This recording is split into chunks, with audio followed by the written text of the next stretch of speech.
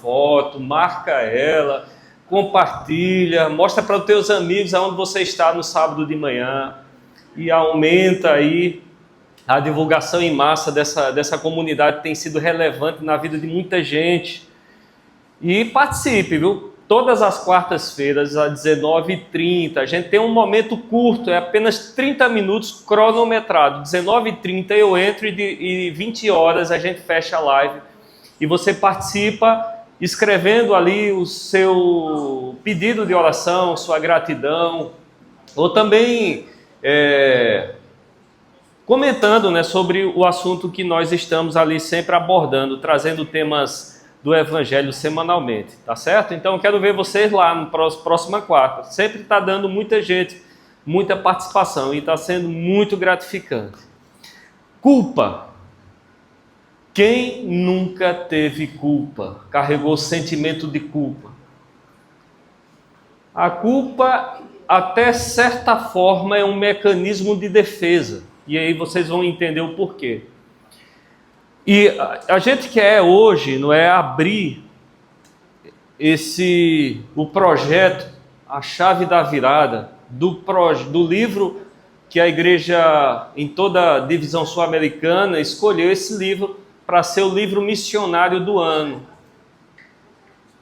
E dificilmente eu participo de campanhas nesse sentido de divulgar, mas esse livro aqui merece ser divulgado, merece ser lido, merece ser compartilhado, porque de fato esse livro tem uma riqueza muito profunda para nos ajudar a continuar uma vida leve, uma vida desassociada do medo e da culpa. E é muito bom. Eu tenho alguns exemplares aqui comigo, tá? Se você tiver o desejo no final do culto, a gente estará também entregando hoje à tarde. E reforço aí para que você venha participar da entrega dos kits, né, de higiene pessoal para as mulheres. E a gente vai entregar também alguns livros, mas eu tenho aqui algumas edições. E depois nós vamos ver agora, vai ter um momento onde a gente vai distribuir esse livro para a comunidade. Então vai ser um momento muito bom. Culpa. Sentimento de ter feito algo que trouxe prejuízo ou um dano para alguém. E quando nós nos sentimos culpados, ao mesmo tempo a gente se sente excluído. A culpa também, ela exclui você de algo ou de alguém. Muitas das vezes a gente se sente até, ou percebe que Deus está nos excluindo, Deus está nos colocando numa posição afastada dele. Por exemplo, Jesus certa vez conta, né, está aí registrado, não precisa abrir Lucas 18, verso 13, Jesus conta uma parábola, e na parábola Jesus conta 2 pessoas. E na parábola que Jesus diz que 2 homens subiram ao templo a fim de orar, Jesus conta o fariseu, que manda bem, que está fazendo tudo certinho. E Jesus conta de um publicano e pecador, que aparentemente não está tão certinho. Você já conhece a história, você já conhece o diagnóstico que Jesus dá a essa história. Mas se você não conhecesse a história, por exemplo, quando você entendesse, por exemplo, uma oração onde um homem sobe e diz: obrigado, Senhor, porque eu devolvo o dízimo, eu guardo os dias, eu obedeço a tua lei, eu faço tudo certo. E depois sobe um homem que começa a frase dizendo: tem compaixão de mim, ó Deus, porque sou pecador. E este homem não tem nem a coragem de olhar para cima, porque era uma cultura, um costume de orar olhando para cima, ou seja, olhando na direção de Deus. A gente tem um costume, a nossa cultura é de orar fechando o olho. Porém, eles tinham um costume de orar se dirigindo a Deus. Se não houvesse ali um veredito final da história, qual você queria ser dos 2 personagens? O que mandava bem? O que estava tudo certo? Ou aquele que dizia: tem compaixão de mim, ó Deus, porque eu sou pecador? E aí? Qual dos 2 você queria ser nessa história? Obviamente você vai dizer que o cara que disse tem compaixão de mim, ó Deus, porque eu sou pecador, porque você sabe que no final da história Jesus olha e diz: quem saiu justificado ali? O que pediu misericórdia a Deus. Porque nós estabelecemos padrões, classificações, e quando nós estabelecemos esses padrões, essas classificações, e julgamos que esse é o padrão, nós queremos ser, para ser o quê? Incluído. Caso contrário, a gente vai ser excluído. E é interessante que essa classificação que Jesus dá desse homem que diz: tem compaixão de mim, porque eu sou pecador, Jesus não está se referindo a um fulano, a um nome específico, mas a um tipo de gente que tem essas mesmas características. E quem é que Deus está se referindo quando fala que esse homem diz: compadece de mim, ó Deus, porque eu sou pecador? E aí a gente se lembra de quê? Salmo 51. E a gente entende que essa história tem uma profunda ligação com o Salmo 51. Essa historinha desses dois homens que subiram ao templo para orar, apesar de Jesus não citar nome, mas cita características. E essa característica você vai encontrar ela em Salmo 51. E aí é o texto onde a gente vai meditar aqui nessa manhã e trazer alguns elementos essenciais para que você venha se libertar da sua culpa. E a primeira pergunta que eu faço nessa manhã: tem você carregado algum sentimento de culpa por algo que você fez? Por algum dano que você causou a alguém? Por algum prejuízo que você veio trazer? E essa mensagem é para você, para que você hoje sepulte a sua culpa. Outro dia não, há 10 anos atrás a gente estava num grupo de estudo, né? Nossos pequenos grupos, a gente tinha um pequeno grupo e tinha um pequeno grupo especial de um senhor de 75 anos de idade. E todas as noites eu e a Evelina, a gente ia lá para pregar, e tinha um senhor que tinha sido coronel da polícia. E o tema foi perdão e reparação. Aquele homem carregava uma culpa que consumia ele por dentro. Quando ele disse, segurou na minha mão e disse: Davi, você está dizendo que Deus pode me perdoar? Você não tem ideia, Davi, dos crimes que eu cometi, dos abusos que eu fiz quando eu tinha um poder na minha mão. Você está dizendo que Deus é capaz de perdoar? Eu disse: Deus é capaz de perdoar tudo que você fez. Quer dizer, ele já perdoou. E aquele senhor de 70 e tantos anos chorou muito naquela noite. Um choro sincero. O choro penitencial. O Salmo 51 é um dos que compõe ali mais ou menos 70 salmos escritos por Davi, que tem como objetivo a penitência, a clamar a Deus por algo que tira ele a motivação da vida. E o texto começa assim, verso 1: compadece de mim, ó Deus. Compadece, tem piedade de mim. As mesmas palavras de Lucas 18, verso 13. Compadece de mim, ó Deus, segundo a tua benignidade e segundo a multidão das tuas misericórdias. Apaga as minhas transgressões. Segundo a multidão das tuas misericórdias, apaga as minhas transgressões. Lava-me completamente da minha iniquidade e purifica do meu pecado. E que pecado é esse que Davi cometeu? Todos já conhecem a história, mas só passando rapidamente. Um dia na primavera, como de costume, todos os reis desceram à batalha. Davi não desceu à batalha. Está em 2 Samuel. Depois você pode acompanhar. Mas Davi, ele não desceu à batalha, ele ficou em casa. E quando ele olhou, havia uma moça que estava se banhando, e ela estava sem roupa nenhuma, estava pelada. E conta a história que essa mulher já estava no fim do seu ciclo, né, de contaminação cerimonial, estava entrando no ciclo fértil dela. E Davi olhou para aquela mulher e Davi desejou aquela mulher. O primeiro passo, né, segundo Rubem Alves, é olhar e sentir necessidade de algo. Isso é uma falta de compreensão ou uma falta de satisfação daquilo que se tem. Então Davi olha, constata, primeira fase, ele constata e vê que é uma mulher bonita, ele traz aquela mulher para dentro do palácio, e agora entra o segundo plano, como eu vou trazer para possuir essa mulher?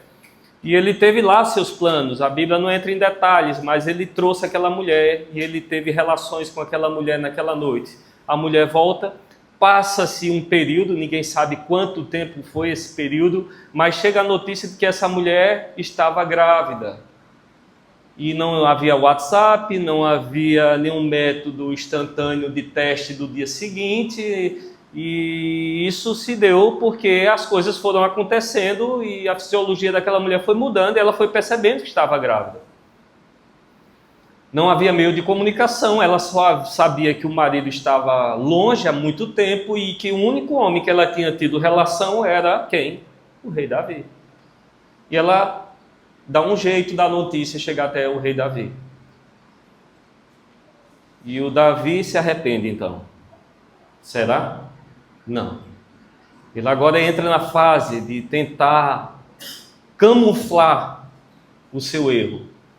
Tenta entrar de costurar as curvas para que não se torne evidente o crime dele. Então, ele tem um plano e ele manda buscar então o marido dessa mulher, o que era o seu general, Urias, que estava lá na batalha, e ele manda buscar, e Urias vem, e eles conversam um pouco, e o Davi diz assim: vai para a tua casa, e depois você continua a batalha. Vai para casa, descansa um pouco, você está muito cansado, estressado.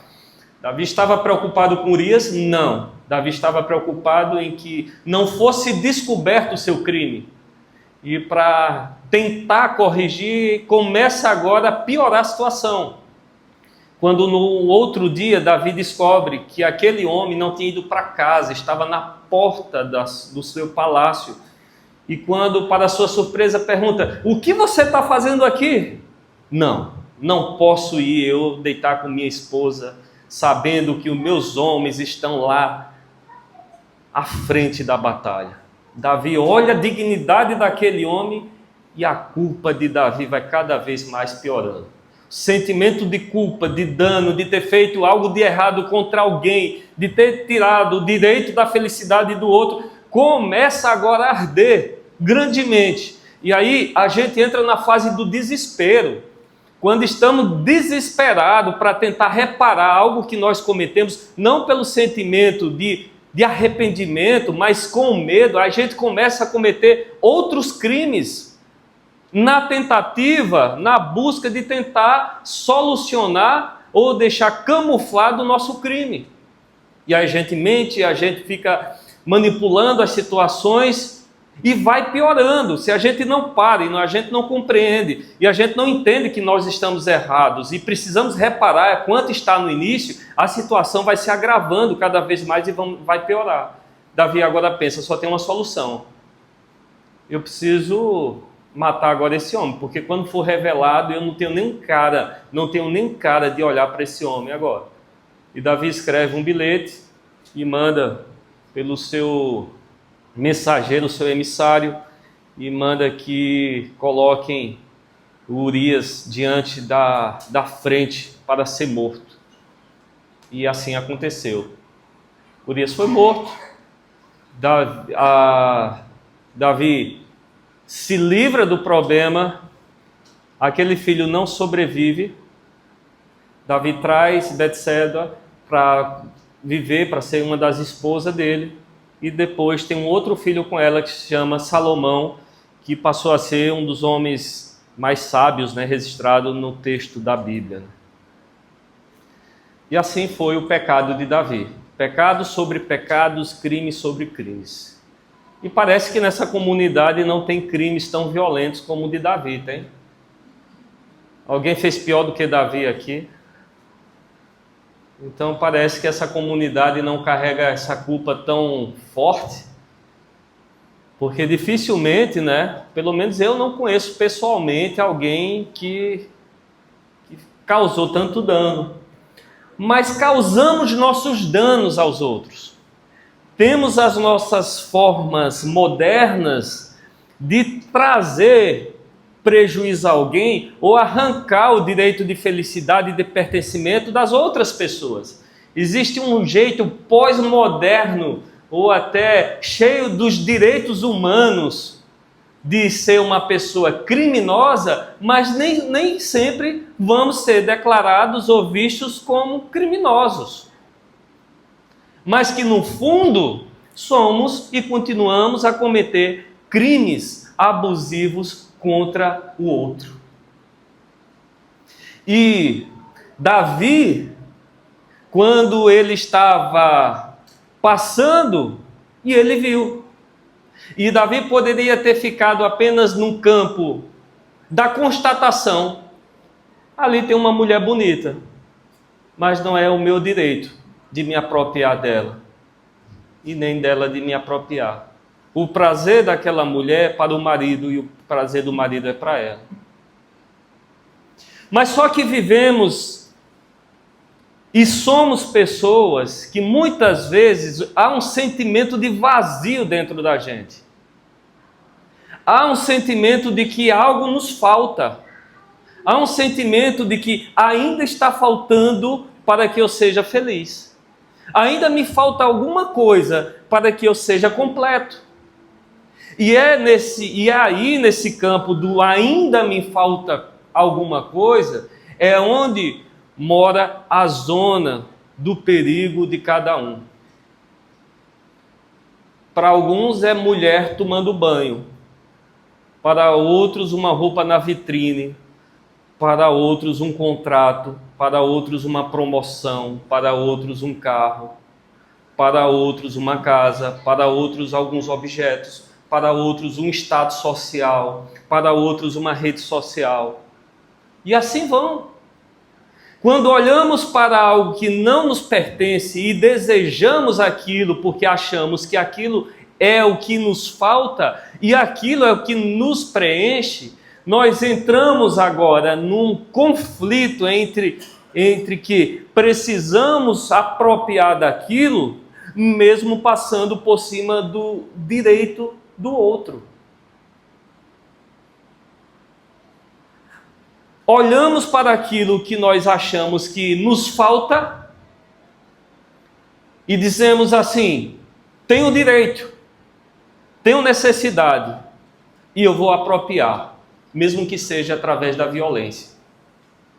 E aí as nossas mentes vão trabalhando na medida que aquilo que me falta está no outro e eu quero a todo custo me apropriar disto ou daquilo.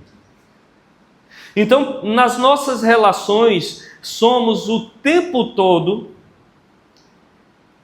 instigados ou provocados a nos apropriar do direito do outro, do espaço do outro, do pertencimento do outro, e queremos, e roubamos, e apropriamos.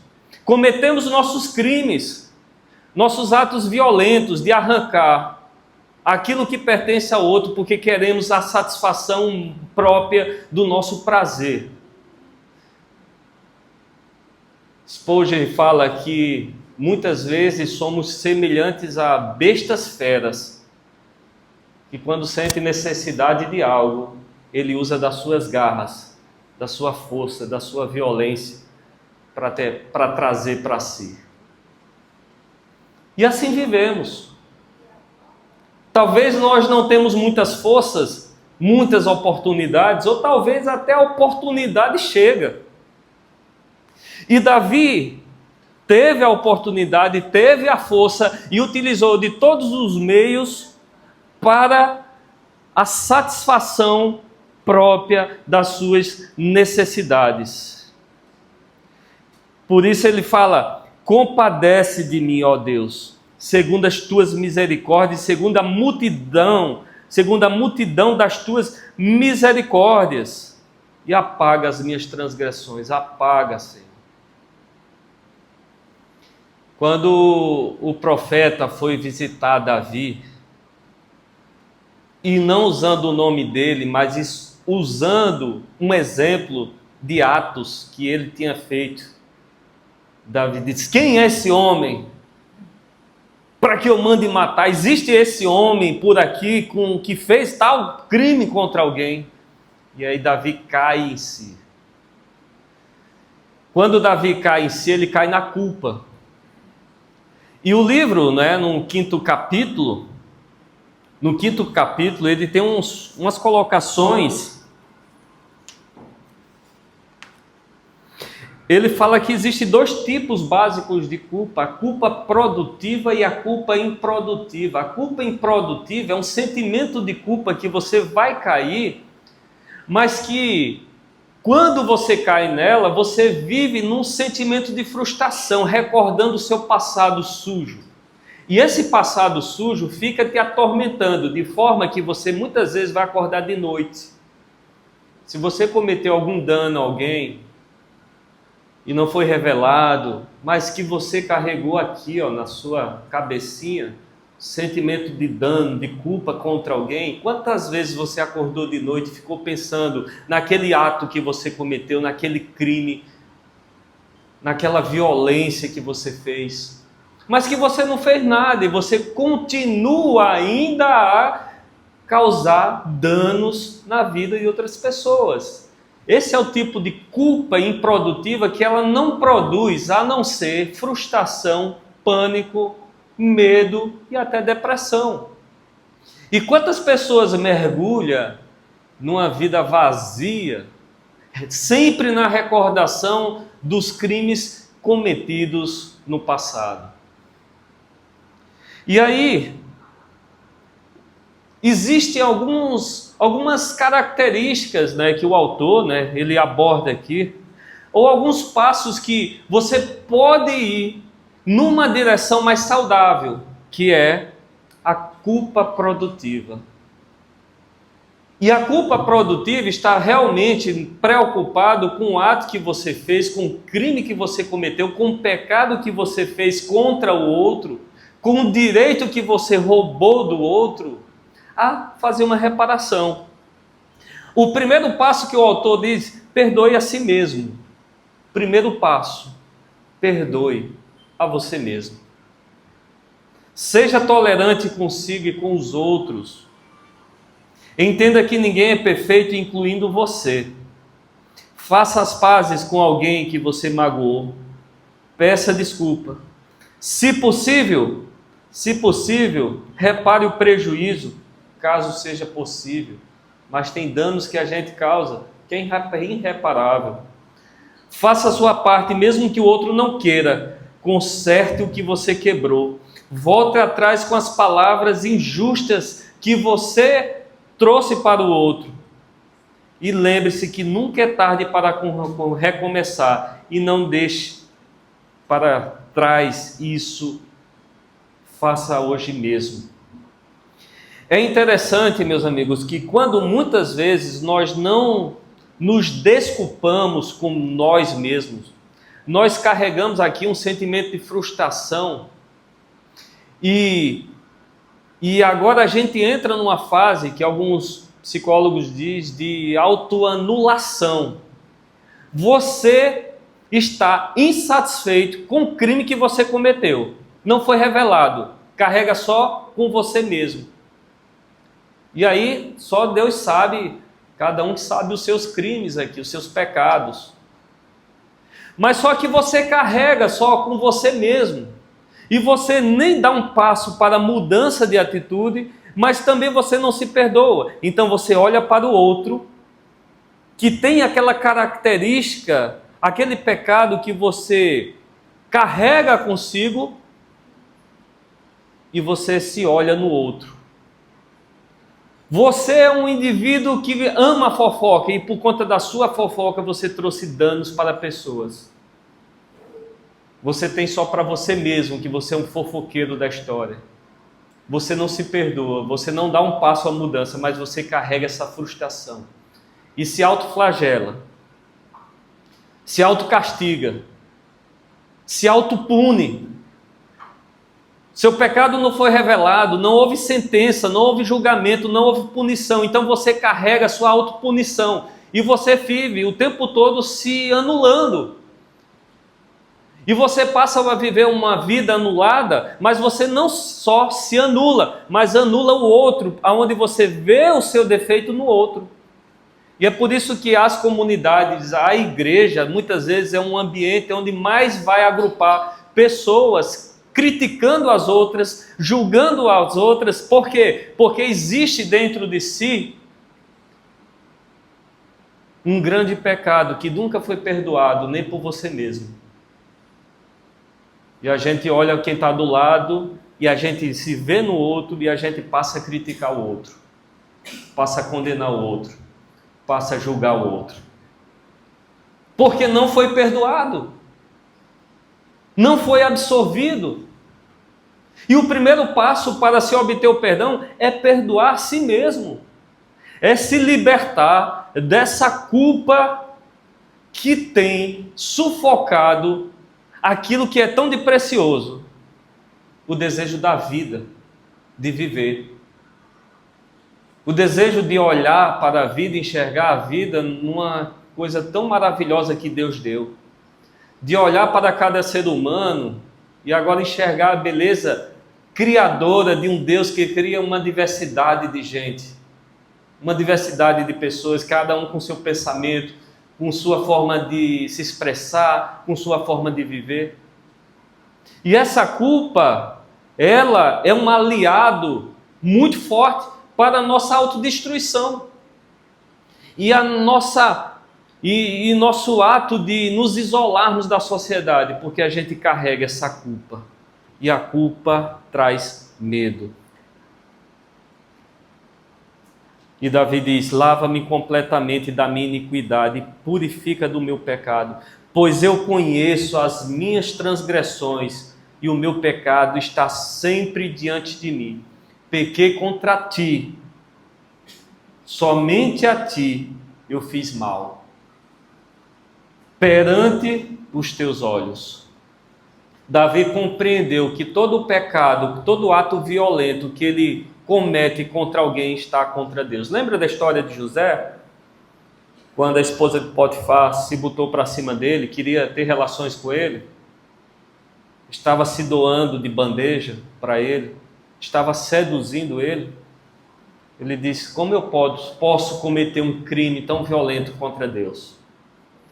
Tudo o que nós fazemos em relação ao outro, estamos fazendo contra Deus. Tudo o que fazemos de bom em relação ao outro, para Deus estamos fazendo. Quem disse isso? Jesus, em Mateus capítulo 25. Só é ler o capítulo. Todo ato violento que fazemos em relação ao nosso próximo, todo ato de exclusão, todo ato de tirar o direito de vida do outro, quer seja ele matando, quer seja ele excluindo no Instagram, quer seja ele cortando a pessoa, fazendo um comentário negativo, todo ato que fazemos que vai tirar o direito da vida do outro, nós estamos fazendo um pecado contra quem? Deus. Quem falou foi Jesus. Muitas das vezes vai ser um crime civil.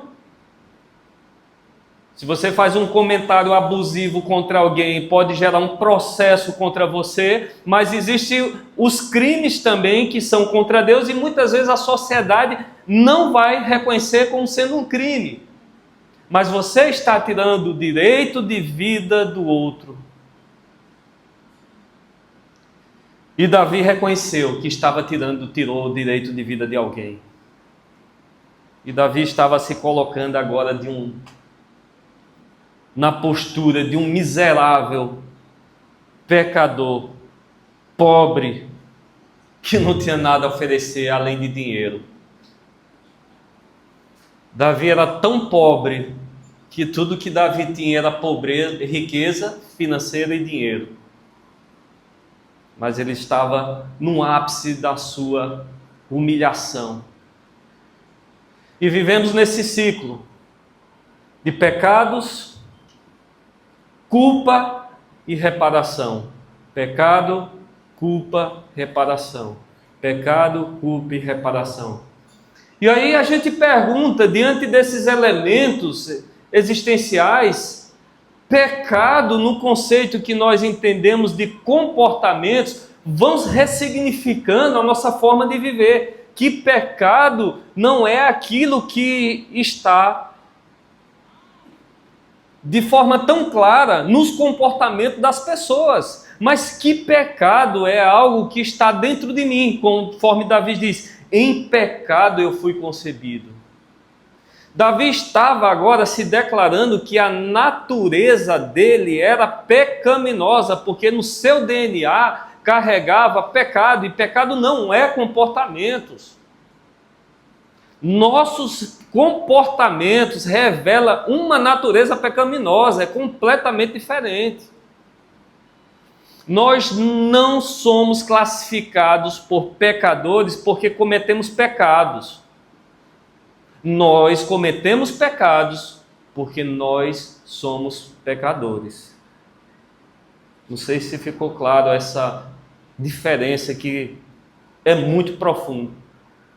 Porque a religião, ela se preocupa em comportamentos. Mas o evangelho, ele se preocupa quem você é. Por isso que a chave da virada não é mudar comportamentos, é mudar a nossa forma de pensar. É mudar a nossa forma de olhar para o outro. É olhar a nossa forma de entender. É olhar a nossa forma de enxergar quem eu sou nesse grande conflito em que estamos inseridos aqui entre fazer o bem e fazer o mal. É isso que muda. E diante desse grande momento de angústia na vida de Davi, diante desse dilema de culpa, de condenação, ele clama a Deus: ó Senhor, tem compaixão de mim que eu sou pecador. Vem Jesus há 2000 anos atrás e diz assim: o meu sangue e o meu corpo para a remissão dos vossos pecados. Sentimento de culpa que você carrega, sentimento de rejeição, talvez você, por muitas vezes, você julgou uma situação que aconteceu na sua vida, alguma tragédia que acontece, alguma doença que aparece, alguma condição financeira que sucede na tua vida, você se julga que é a sentença de Deus que está caindo sobre mim, porque eu cometi um pecado, porque eu cometi um crime. Jesus disse: não, o meu corpo e o meu sangue para a remissão dos vossos pecados. Olha o que Ellen White escreve aqui, queria compartilhar com vocês, sobre sentimento de culpa que nós carregamos. Está no livro Caminho a Cristo, página 70, ela diz assim: se olharmos a nós mesmos, quando olhamos para a nossa culpa, o nosso crime, para as nossas ações e nosso caráter, nada encontraremos senão motivo de desespero, ela fala. Tem você se desesperado com sua condição pecaminosa? Você se sente culpado? Sabe por que você se sente culpado? Sabe por que você se sente condenado? É porque você olha para você mesmo. E quando entramos em qualquer igreja, onde as pessoas colocam culpa, nós somos tentados a sair com sentimento de culpa, porque a gente olha para a gente mesmo. E a gente vive nessa sociedade do cansaço para tentar apresentar para Deus alguém que nós não somos ou não temos. Por que que Deus, quando disse: existe um padrão humano. Ele olhou para Davi. Existe um homem segundo o meu coração, a minha vontade. Ele olha para Davi. Mas aí ele olha para Davi, quando Davi faz essa declaração: compadece de mim, Deus, porque eu sou pecador. Davi não tentou mais camuflar, esconder os seus erros, seus defeitos, suas falhas diante de Deus. Quando Deus chama Moisés a entrar na sarça ardente, que diz: Moisés, tira tuas sandálias, é uma metáfora, está dizendo: seja você mesmo. Entra aqui o Moisés, pecador. Entra o criminoso. Entra o que matou o soldado. Quando Deus olha para Davi e diz: é um homem segundo o coração de Deus, não é porque Davi foi com palavras fantasiosas, mostrando quem de fato ele não era, porque ele caiu em si e disse: Senhor, é compaixão, é misericórdia. Por isso que Ellen White confirma: quando nós olhamos para nossas ações, nossos atos ou nosso caráter, nós vamos entrar em desespero. Mas se olharmos para Jesus e se o contemplarmos até que Ele, através do seu amor, penetre o nosso coração, seremos transformados à sua semelhança. Podemos, enfim, nos alegrar porque somos aceitos e seremos amados. O único motivo da nossa esperança é a justiça de Cristo imputada a nós. Lembra o que Ricardo falou aqui? A justiça de Cristo imputada em nós. Você escreve sua história com sangue sujo, porque você escreve a sua história com seu sangue. Deus escreve a nossa história com o sangue dele. Para cada ato de injustiça cometida por cada um de nós, há um ato de justiça de dizendo: eu morri por ele. É o meu sangue imputado na vida dele que vai absolver ele. Ela fala no caminho a Cristo. Ela continua a falar: o amor de Deus não espera que sejamos dignos. Olha que coisa mais fantástica, Deus é. O amor de Deus não espera que você seja digna. E você nunca vai ser. Nunca vai ser, porque você defende a lei de Deus. Eu defendo também. Mas Tiago fala: todo aquele que tropeça em um ponto da lei se torna culpado. Então o texto está me condenando. E por favor, se você é adventista, nunca use esse texto para tentar validar os 10 mandamentos. Senão vai te condenar mais e mais. A lei de Deus é válida, mas o texto está apontando como eu sou criminoso, porque eu tropeço em muitos pontos da lei. O texto apenas está dizendo que quando a gente olha para a gente mesmo, a gente está condenado. Por quê? Porque não espere que você seja digna. Não espere que você seja o fariseu que sobe lá no templo quando vai orar e diz: obrigado, Senhor, alcancei a dignidade. Estou aqui no patamar mais elevado. Devolvo o dízimo, guardo os sábados, vou ao templo, faço tudo certinho.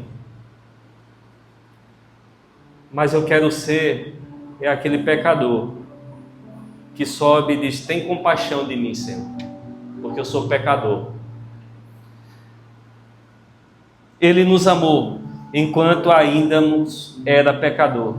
E o perdão não é conquistado por nossas boas obras. O perdão não é um mérito. Não é conquistado pelas nossas boas obras. Mas nos é oferecido gratuitamente. Tudo o que precisamos fazer, sabe o que é? Ellen White está falando aqui. Tudo o que precisamos fazer é aceitar com o coração aberto, com a fé sincera. Eu quero ler o último verso do capítulo 51.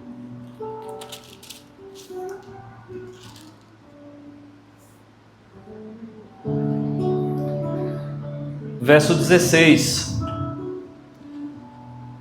Davi finalizando ali sua petição. Ele diz assim: pois o Senhor não tem prazer em sacrifícios. Do contrário, eu até faria um sacrifício para o Senhor.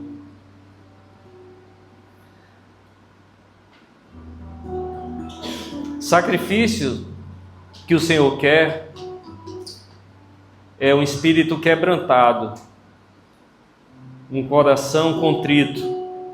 Isso sim, o Senhor nunca desprezará. Que oração maravilhosa. Eu até poderia, Senhor, tentar reparar tudo o que eu fiz por sacrifícios. E aí você pode colocar aí na listazinha os sacrifícios que vocês acham válidos. Guardar todos os sábados até o fim da tua vida. Devolver todo o dízimo de tudo que você ganha. Guardar toda a lei, fazer automutilação, autoflagelo, subir escadas e fazer peregrinações e dar tudo que você tem aos pobres e fazer tudo isso. Fazer esse sacrifício todo. Mas o sacrifício que Deus quer é um coração contrito e abatido, é um coração quebrantado, um coração disposto a dizer assim: Deus, vem reescrever a minha história. Eu tenho escrito só páginas sujas, manchadas com meus atos violentos, meus gestos de tirar o direito de vida do outro. Mas eu quero que o Senhor escreva a minha história, Senhor. Eu quero que o Senhor venha escrever agora as páginas, escrito agora com o teu sangue, porque é o teu sangue que purifica dos meus pecados. Eu quero depositar em ti todas as esperanças, a confiança. Tem compaixão de mim, que eu sou pecador. E voltando para Lucas 18, Jesus conta a história de que aquele homem que disse: tem misericórdia de mim, ele saiu justificado. Entenderam o sentido da parábola de Mateus 18, Lucas 18? Quem é justificado não é o que faz,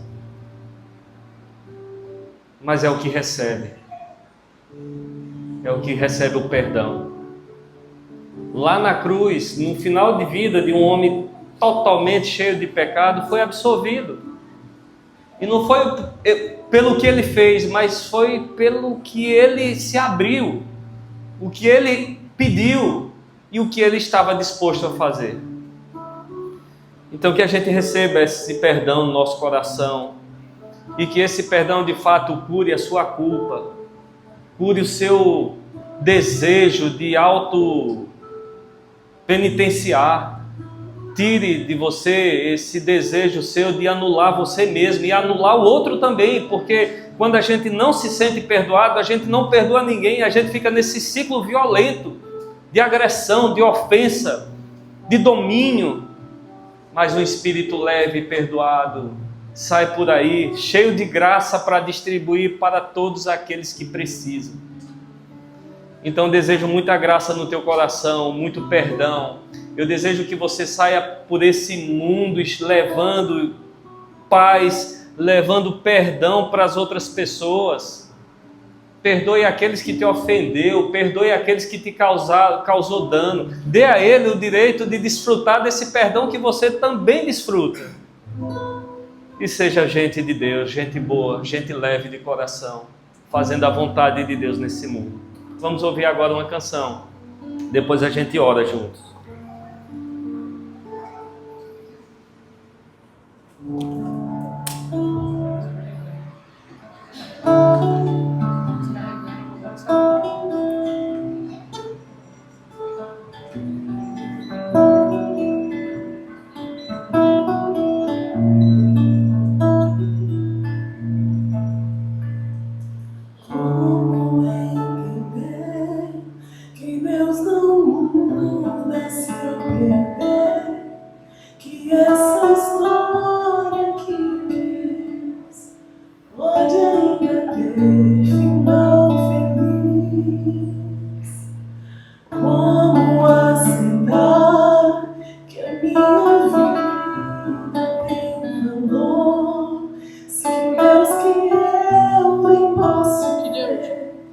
sábado.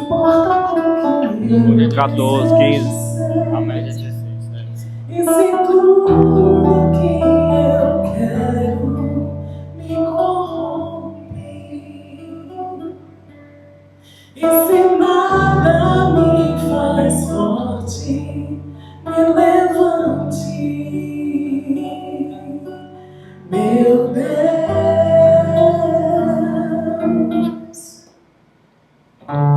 Quero entregar a minha história, as páginas em branco, Sem culpa. Vencer o meu Senhor, apaga tudo que eu já escrevi, os erros que eu fiz, escreve agora com o teu sangue, o meu final feliz.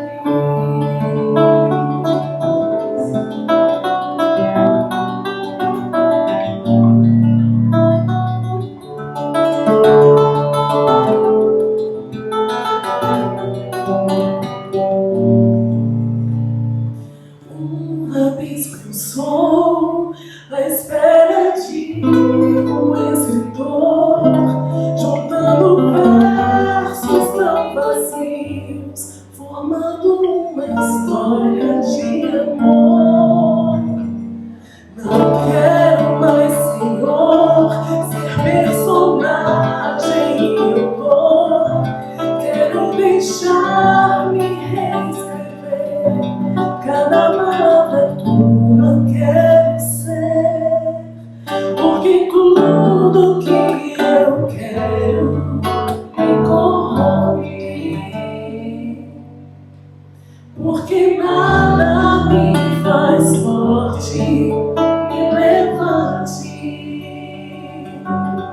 meu Deus, meu Deus. Quero entregar a minha história, as páginas em branco, vencer, meu escritor. Vencer o meu Senhor, apague tudo que eu já escrevi, os erros que eu fiz, escreve agora com teu sangue, o meu final feliz. Pra que o mundo leia teu amor em mim, em poesia possam ver o teu amor sem fim. Quero entregar a minha história, as páginas em branco, vencer Deus, meu escritor. Vencer o meu Senhor, apague tudo que eu já escrevi, os erros que eu fiz, escreve agora com teu sangue, o meu final feliz.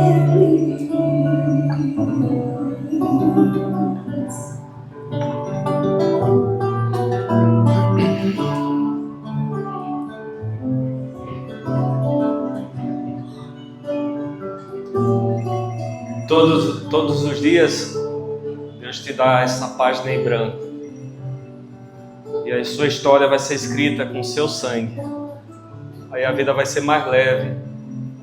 Você vai transbordar de alegria e vocês vão conseguir transmitir o amor de um Deus para as outras pessoas. Essa é a beleza do Evangelho. E que essa palavra faça sentido na sua vida e que você viva todos os dias nela, por ela e com ela. Oremos.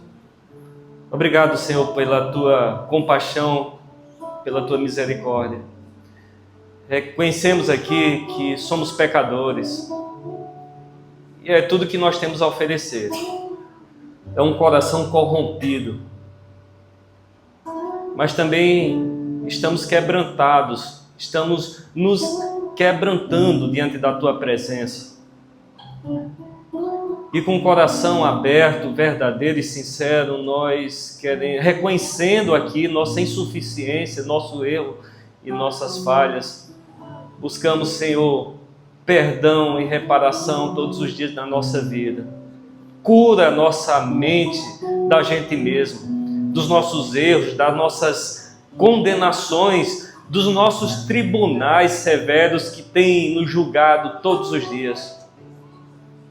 Mas que possamos sair hoje com um espírito manso, suave e alegre, para que o mundo possa ver o amor de Cristo em nós, no nosso semblante, na forma como a gente lida com as pessoas, em tudo, Pai. Obrigado, muito obrigado, Senhor Jesus. Muito obrigado, Pai. Nós te adoramos, te glorificando hoje e sempre. Amém. Amém.